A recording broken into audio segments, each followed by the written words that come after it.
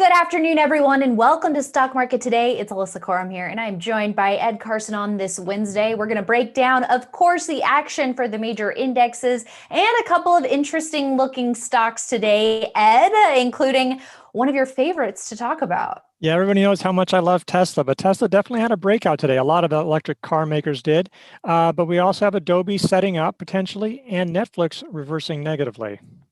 All right, well, we'll get into that. But first, a look at the NASDAQ chart here. The tech-heavy index closed down about 0.8% for the day, off of session lows, but not by a whole lot. We had the S&P 500 down about 0.7% for the day, and the Dow down about 0.6%, but still holding in this new range, I guess that you could say was established at the beginning of the week.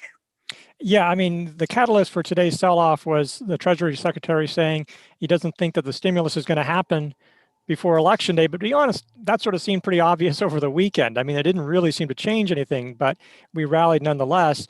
It looks like the major indexes are forming handles, or maybe, and that's sort of a nice pause. We've run up a lot since late September. We ran up a lot in the last several days. So taking a little bit of a break is probably positive. Let some of these major indexes, not get too extended. And, we're going to see some stocks that, there's definitely stocks out there that could be in the beginning stages of forming handles. But, if you look on a weekly, this looks great. We're doing great. It's amazing how well this market has rebounded. We're back almost all-time highs. So a mini V-shaped recovery after the big V-shaped recovery. So not so bad.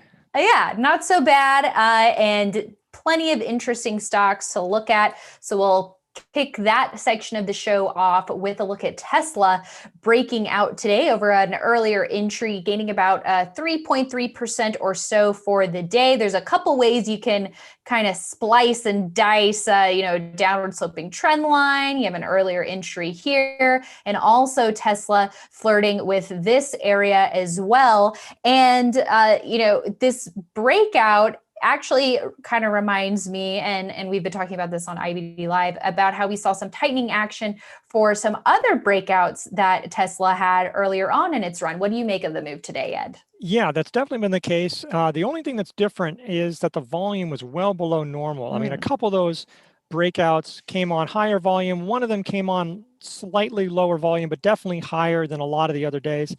I mean, I don't know. That's just sort of nitpicking. But, that's something to keep an eye on. There's earnings obviously coming out in a week. So, that is something that could be a catalyst for big gains or big losses.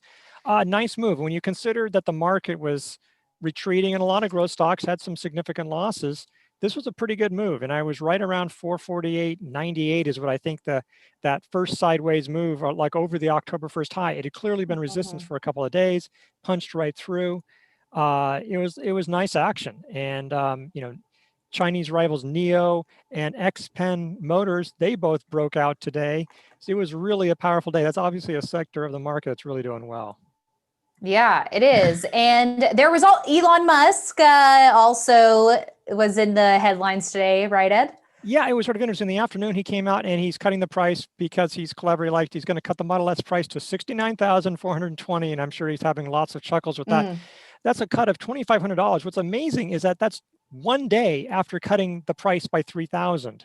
The Model S sales have come down a lot. I mean, it's an older car. Most cars don't last that long and continue to have sales. So it's impressive how the Model S has held up. But that's cutting down there. It might be in reference because another competitor is coming out with a car just under 70,000. He also said that a Model Y 7-seater is coming out. That'll be for like little kids in the back, like that rear seat that, I don't know, there's not too many of them out there nowadays, but so that'll be coming out in December. So he's definitely making a push to try to get production and deliveries really high in Q4. Yeah, well, we, as you mentioned, are seeing more competition. So we'll have to see how all that shakes out. But let's check in on one of our long-term leaders, Adobe, ADBE, which fell today down about 1.6% after making some gains in the last couple of days, poking its head above an early entry here, you could say. But even though it did see a decline today, holding at this, finding support at that 500, that nice round number today. Yeah, it's only about 5% above its 10-week line. It's still above that early entry. So you could have bought it off the 10-week line. You could still buy it off the 10-week line. You could still buy it off of that early entry that you were talking about right there. And maybe it'll form a handle. I mean, like, so that's all, these are all positive signs. It's a lot of big cap stocks look like this. They had big moves on Monday. Some rose, some fell on Tuesday, and a lot of them are retreating today. But, looking on a weekly chart, it's looking pretty smooth and steady, coming up the right side of a cut base. Relative strength line is just below all-time highs. You'd figure if you have a real breakout that it would hit a new high there. Really smooth action, which you'd expect from a long-term leader, Mm-hmm. honestly. Exactly. And on that note, pullbacks and rebounds off of the 10-week line are often good opportunities to buy long-term leaders. And we do have more details on our strategies for how to trade those a little bit differently, maybe, than how you would handle your typical position trade. We talk about it not only on IBD Live, but we also have resources over at investors.com, including our full portfolio of long-term leaders, that whole list. So make sure you definitely check that out. And last but not least, Netflix cooled off today, maybe a chilly reversal. I don't know. I'm trying too hard here. Down over 2%, Ed, after it looked like it broke out of this double bottomish type pattern earlier on in the day.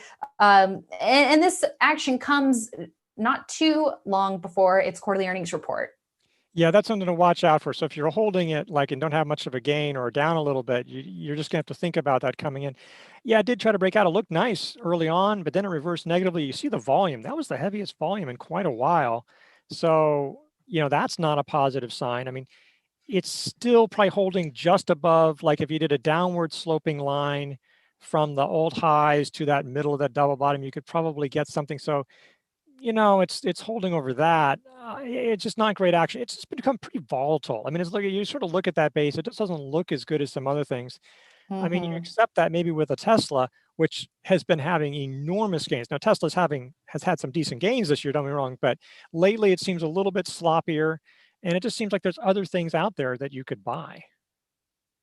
Yeah, that's a very good point. There have been breakouts aplenty, and we've been staying on top of them on this show as well as on IBD Live. And if you haven't checked that out, we encourage you to do so. It's our daily morning live stream where our experts are sharing their screens. And, the month of September, we saw a pretty significant pullback in the market and for a lot of leading stocks. But the silver lining to that is that it created all of these fresh opportunities to buy and get back in. And we don't know what the market will bring us these next couple of weeks with the election.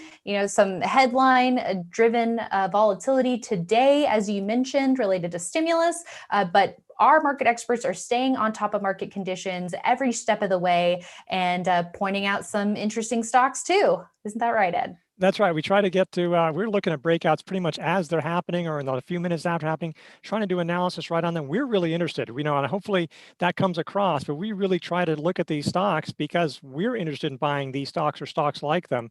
So I think it's really useful for people watching it. Yeah, and we have a lot of fun. And I think we're, knocking on the door of our 1-year anniversary of the show too, which is pretty exciting. That's right. And so make sure to join us, investors.com/IBD Live. Thanks for tuning in, everyone. And we'll see you right back here tomorrow.